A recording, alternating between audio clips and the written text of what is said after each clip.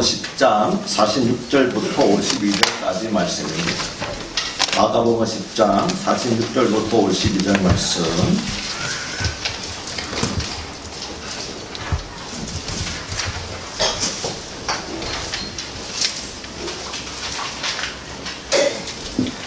저와 함께 한 절씩 교독하시고 마지막 52절은 같이 읽겠습니다. 제가 46절을 먼저 읽습니다.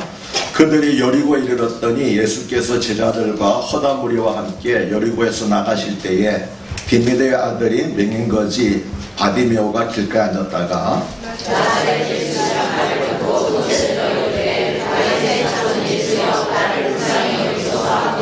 많은 사람이 꾸짖어 잠잠하라 하되 그가 더 크게 소리질러 이르되 다윗의 자손이여 나를 불쌍히 여기소서 하는지라. 예수께서 머물러 서서 그를 부르라 하시니 그들이 그 맹인을 불러 이르되 안심하고 일어나라 그가 너를 부르시라 하매 맹인이 겉옷을 내버리고 뛰어 일어나 예수께 나오거늘 예수께서 말씀하여 이르시되 내게 무엇을 하여 주기를 원하느냐. 맹인이 이르되 선생님이여 보기를 원하나이다. 52절 같이 읽습니다. 예수께서 이르시되 내 믿음이 너를 구하였느니라 하시니 그가 곧 보게 되어 예수를 길에서 따르니라. 아멘.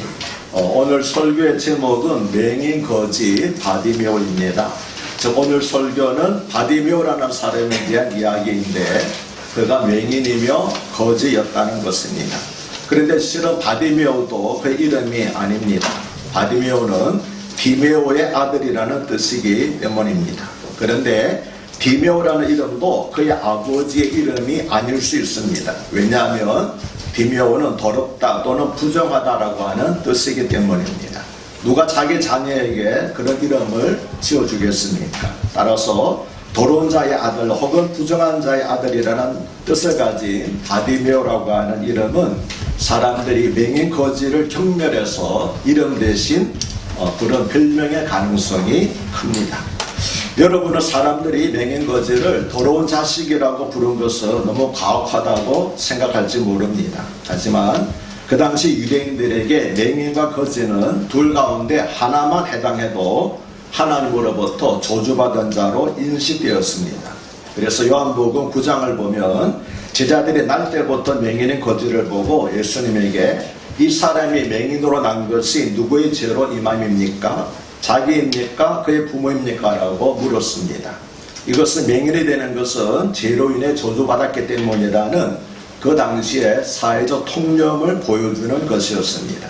그럼 예수님께서는 이 질문에 대해서 뭐라고 대답하셨지요? 혹시 아십니까? 예수님께서는 이 사람이나 그 부모의 죄로 인한 것이 아니라 그에게서 하나님이 하시는 일을 나타내고자 함이라고 말씀을 하셨습니다. 누구의 죄도 아니라는 거죠. 하나님께서 그를 통해서 나타내실 영광을 위하여서 그가 잠시 장애인이 되었다고 말씀을 하셨습니다. 요한복음 9장 1절에서 3절에 있는 말씀입니다. 바디메오가 거지가 된 것은 그가 맹인이었기 때문입니다. 물론 모든 맹인이 거지가 되는 것은 아닙니다. 그러나 그는 변변한 기술도 없고 부모로부터 경제적인 도움도 받지 못했기 때문에 길가에 앉아서 예루살렘으로 올라가는 순례자들에게 구걸하여 살아가는 거짓 신세가 되었습니다. 본문의 사건이 발생한 장소는 본문에 있는 대로 여리고입니다. 여리고는 요단강을 건너서 예루살렘으로 올라가는 길목에 위치하고 있습니다. 그래서 사마리아를 통과하지 않으려고 갈릴리로부터 요단강 동쪽 길을 따라서 내려온 유대인들과 요단강 동편에 살던 유대인들은 여리고를 거쳐서 예루살렘으로 올라갔습니다. 지난 3월 달에 제가 이스라엘에 갔을 때도 여리고를 거쳐서 예루살렘으로 들어갔습니다. 그런데 유대인 성인 남자들은 매년 3차례 유월절과 맥주절, 초막절에 예루살렘으로 올라가서 절기를 지켜야 했습니다. 그렇다면 예수님은 3년 6개월 동안의 공생의 기간에 많으면 10번 이상 여리고를 거쳐서 예루살렘으로 올라가셨을 것입니다. 이번에도 유월절 절기에 맞추어서 여리고를 거쳐서 예루살렘에 올라가시는 길이었습니다. 그러나 바디메오가 예수님을 만난 것은 이번이 처음이었습니다. 어쩌면 예수님께서는 바디메오 앞을 여러 번 지나갔을지 모릅니다. 바디메오는 절기가 다가오면 매일 여리고에서 예루살렘으로 올라가는 길가에 앉아서 구걸했기 때문입니다. 그런데 한 번, 두 번, 세 번, 네 번, 그래 10번 가까이 예수님께서 바디메오 앞을 지나가셨지만 바디메오는 그분이 예수님인지 몰랐습니다. 이처럼 예수님께서는 여러 번 바디메오에게 다가오셨지만 바디메오는 번번이 예수님이 그냥 지나가도록 하셨습니다. 이번에도 예수님을 그냥 보냈더라면 바디메오는 영영 예수님을 만나지 못했을 것입니다. 왜 그렇습니까? 예수님께서는 이날을 마지막으로 예루살렘에 올라가셔서 예루살렘에서 십자가에 못 박혀 죽으셨기 때문입니다. 다시는 여리고를 방문하지 못하셨기 때문입니다. 오늘 본문은 46절에서 그들이 여리고에 이르렀더니 예수께서 제자들과 허다 무리와 함께 여리고에서 나가실 때라고 하는 말씀으로 시작합니다. 본문을 보면은 예수님께서 여리고에 도착하시자마자 곧장 예루살렘을 향하여 올라가신 것 같은 느낌을 받습니다. 그러나 누가복음 19장을 보면 예수님께서는 여리고에 들어가신 후에 세리장 삭개오의 집에서 하룻밤을 묵으셨습니다. 예수님 당시에 갈릴리에서 출발하여 여리고까지 가려면 도보로 6일 정도 걸렸다고 합니다. 하루 30km씩 걸었다고 가정하면 총 도보 거리가 180km에 이르는 먼 길입니다. 서울에서 대전이나 속초를 가는 것보다도 더 먼 길입니다. 더구나 대부분의 길이 메마르고 거친 광야를 지나가는 것이었습니다. 그래서 절기를 지키기 위해서 예루살렘으로 올라가는 순례자들은 도중에 쉬는 곳이 없었기 때문에 계속 걸어와서 여리고에 이르러서는 여리고에서 하룻밤을 쉬고 난 다음에 그래서 지친 몸과 마음을 추스리고 난 다음에 다시 예루살렘으로 올라가는 것이 일상적인 것이었습니다. 그런데도 불구하고 그러면 왜 마가는 왜 이렇게 긴박하게 마치 예루살렘에 오시자마자 여리고 도착하자마자 예루살렘으로 바로 올라가신 것처럼 기록을 했을까요?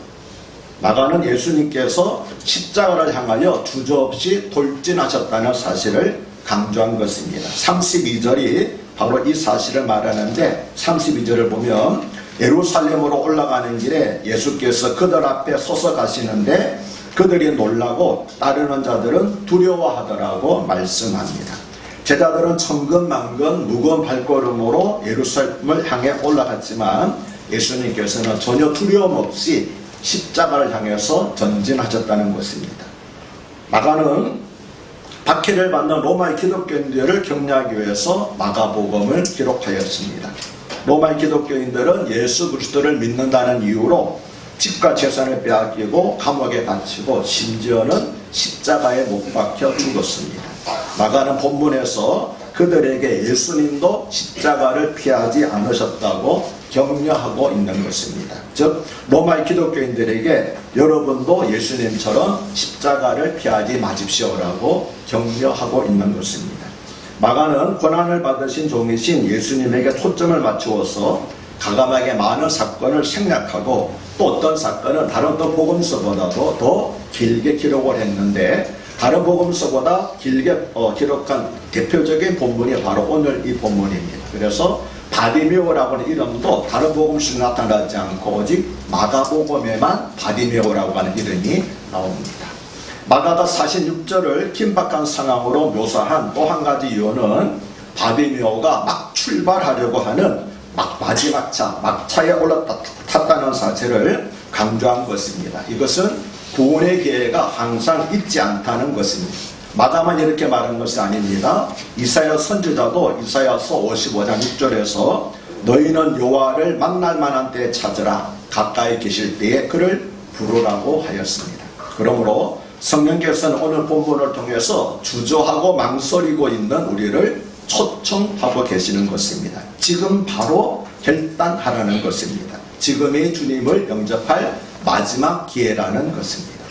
바디메오는 자신에게 찾아온 이 마지막 기회를 놓치지 않았습니다. 사람들의 웅성거림 속에서 바디메오는 예수님이 지나가신다는 사실을 알았습니다. 그래서 바디메오는 다윗의 자손 예수여 나를 불쌍히 여기소서라고 소리를 질렀습니다.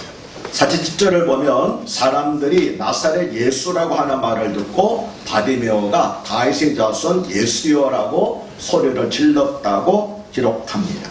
당시 유대인들에게는 성이라는 것이 없었습니다. 성씨라는 것이 없었기 때문에 동일한 이름을 가진 사람들을 구분하기 위해서 출신적 이름을 이름 앞에 붙였습니다. 그래서 나사렛 예수라고 하는 것은 나사렛 출신 예수라고 하는 것이고, 막달라 마리아는 막달라 출신의 마리아라고 하는 그런 의미였습니다.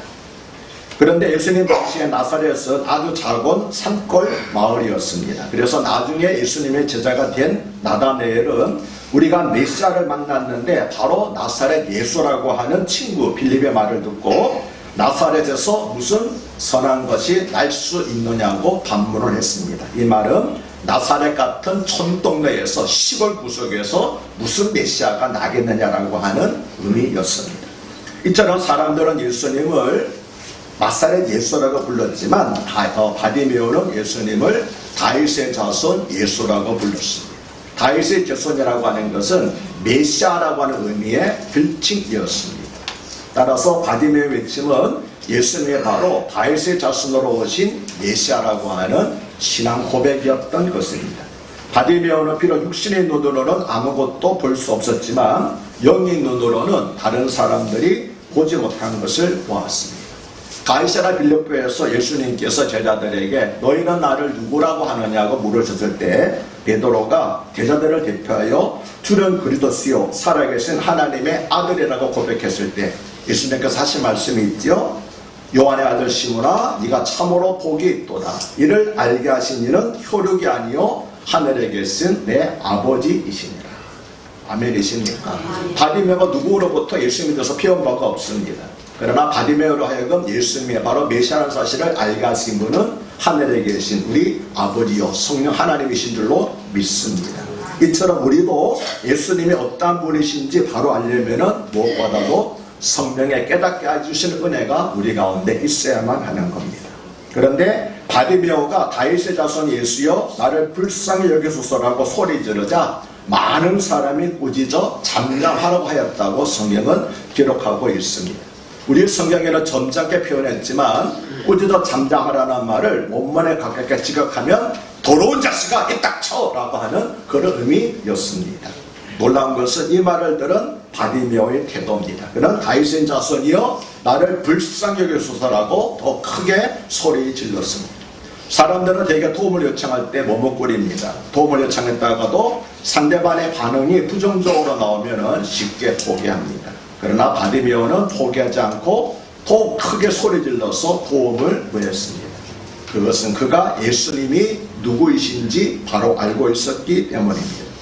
더 이상 내려갈 곳이 없는 삶 밑바닥에서 온갖 멸시를 받고 살아온 바디메오에게 예수님은 메시아였고 유일한 구원자였기 때문입니다. 그리고 예수님이 정령 메시아라면 그의 눈을 뜨게 해주실 것이기 때문입니다. 왜냐하면 이사야 선지자가 예언하기를 메시아가 오게 되면 저는 자가 발을 걷고 눈먼 자가 눈을 뜨고 벙어리가 말을 할 것이라고 예언했기 때문에 이것이 유대인들이 가지고 있던 메시아 사상이었습니다. 메시아가 오게 되게 되면 저는 자가 발을 걷고 듣지 못한 자가 듣게 되고 그 다음에 눈먼 사람이 보게 된다라고 하는 그 말씀을 바디메오는 믿고 있었습니다. 그러므로 예수님을 정녕 메시아라면은 그 메시아 예수님께서 자기 눈을 뜨게 해줄 것을 믿었기 때문에 다윗의 자손 예수여 메시아여 나를 불쌍히 여겨 주시옵소서라고 그렇게 간절히 부르짖었던 것입니다. 허다한 무리가 예수님을 따르고 있었습니다. 그러나 그들 가운데 간절한 마음으로 예수님께 간구한 사람은 오직 바디메오 한 사람이었기 때문에 예수님으로부터 응답받고 고침받은 사람도 오직 바디메오 한 사람뿐이었습니다. 이처럼 바디메오는 예수님이 누구인지를 바로 알고 간절히 구했지만 군중들은 그 사실을 모르고 도리어 바디메오를 제지했습니다. 이 닥쳐! 가만히 있으니 도로놈아 라고 그렇게 말하지 못하게 했습니다. 그렇다면 주님이 보시기에는 과연 누가 맹인이었을까요? 바디메오를 제지한 사람들입니까? 아니면은 바디메오입니까? 사람들은 맹인거지인 바디메오를 무시하고 꾸짖었지만 예수님께서는 여리고에서 나가시려던 발걸음을 멈추셨습니다. 왜냐하면 주님은 우리의 작은 신임에도 응답하시는 분이기 때문입니다. 그 주님께서 어떻게 바디메오 외침을 못 들은 척 하시겠습니까? 지금 주님은 십자가를 지시려고 예루살렘에 올라가시는 길이었지만 결코 자신의 일에 매몰되어서 나를 불쌍히 여기소서라고 부르짖는 한 가련한 영혼의 외침을 결코 외면하시지 않았습니다. 하지만 우리는 종종 자신의 일에 매몰되어 심지어 사랑하는 아내와 남편과 어린 자녀들의 외침조차도 듣지 못할 때가 많이 있습니다. 바로 제가 중국 선교사로 있을 때 바쁘다는 핑계로 제 아들의 이러한 내면의 외침에 대해서 외면했던 자입니다. 저는 몰랐습니다. 저는 너무 바쁘기 때문에 아들이 얼마나 부르짖고 있는지, 속으로 얼마나 울면서 부르짖고 있는지 알지를 못했습니다. 저는 잘하고 있는 줄 알았어요. 나처럼 열심히 일하는 사람이 없다라고, 하나님도 칭찬하실 거라고 그렇게 생각하고, 아빠 바쁘단 말이야 라고 그렇게 다 무시를 했습니다. 아들에게 그것은 큰 상처가 되어가지고 클 때까지도 저에게 마음을 다 고쳤습니다. 우리 아들의 마음이 회복된 것은 얼마 안 됩니다. 그러니까 몇 년 전입니다. 아버지에게 싸운 감정이 있었던, 정말 필요한 것이 무엇인지. 선교사이기도 하지만 저는 그 앞에 누굽니까? 아버지잖아요. 아버지가 할 일이 뭡니까? 자녀의 음성에, 자면의 내면의 외치며 부르짖는 것에 대해서 귀를 기울인 거 아닙니까? 저는 가장 중요한 그 일을 하지 못했던 거. 그래서 지금도 아들에게 용서를 구하고 있어요.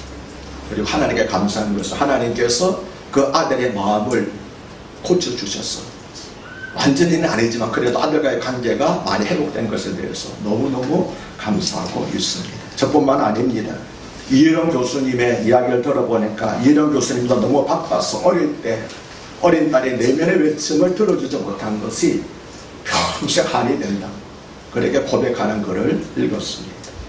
여러분은 부디 그러지 마시기를 바랍니다. 사랑하는 가족의 말에 귀를 기울이는 것보다 더 중요한 일은 우리에게 없기 때문입니다. 부모로부터,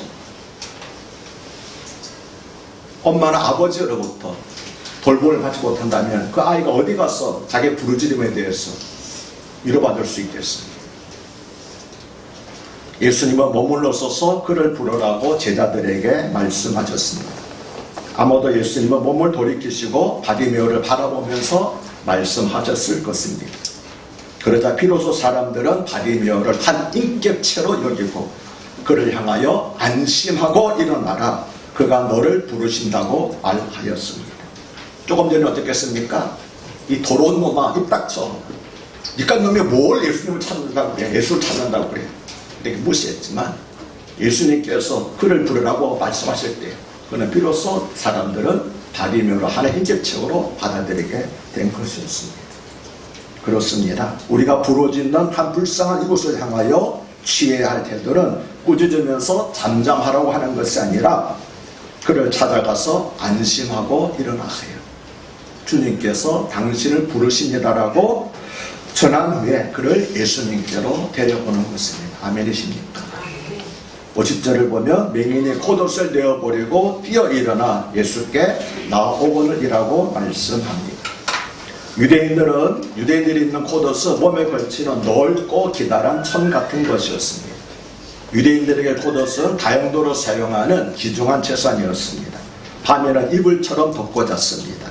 낮에는 머리 위로 뒤집어서서 햇빛을 가리는 용도로 사용했고 비가 올 때는 비옷처럼 사용했습니다. 더구나 총의 떼앞끝에 앉아 구걸하는 거지들에게는 무엇보다도 귀한 것이 겉옷이었습니다.